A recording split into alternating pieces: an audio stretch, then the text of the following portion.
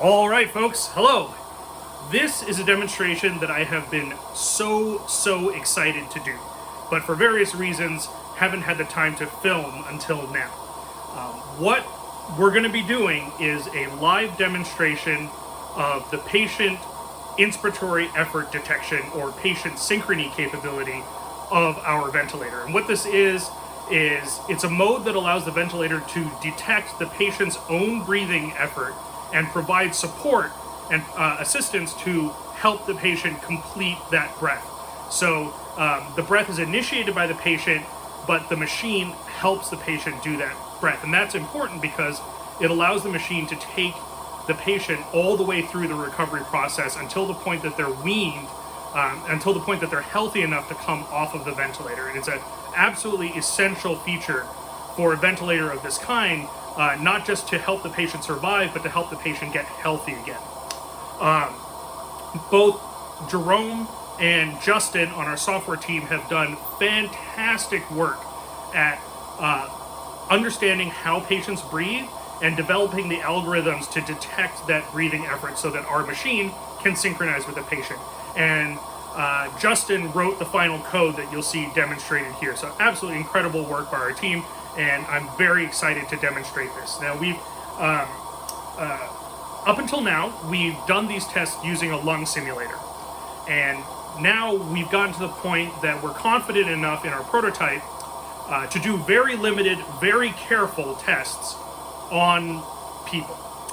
So I want to stress that this is definitely experimental, and we're doing this supervised and for very short periods of time. But we're at that point where we're ready to start testing this on the actual behavior of human breathing, right? So for this video, I'll be testing it on myself, and because it's going to be hard for me to talk while I'm on the ventilator without triggering the breath detection, I'm going to explain everything that I'm going to do first, and then you won't hear me talking while I'm demonstrating it. So what we've done is we've taken our respiratory rate down to 5, down to the minimum, so that's 5 breaths per minute, and we've set the inspiration time to 1 second. So what that does is it gives a very long expiratory time where the machine won't be initiating any breaths, right? So at 5 breaths a minute, the machine will be initiating very few breaths on its own, and most of the breaths that you see will be initiated by the breathing effort of me, the patient. And so what I'm going to do is I'm going to alternate through different periods of holding my breath, which I'll indicate by the closed fist like this. And then when I'm breathing on my own, I'll open my hand to show that I'm breathing, and you'll see the machine respond and deliver breaths as I'm breathing. And then not deliver breaths when I'm holding my breath, except for that 5 breaths per minute where it enforces a breath if I don't take one.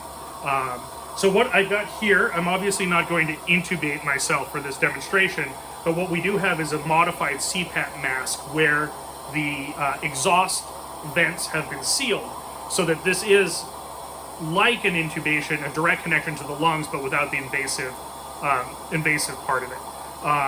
And then you see here there's this disconnection alarm, because obviously this is not connected to anything, and the air is just leaking out of the system. So that alarm is working as expected. So I'll go ahead and put the mask on and demonstrate breathing and not breathing and see how the machine responds.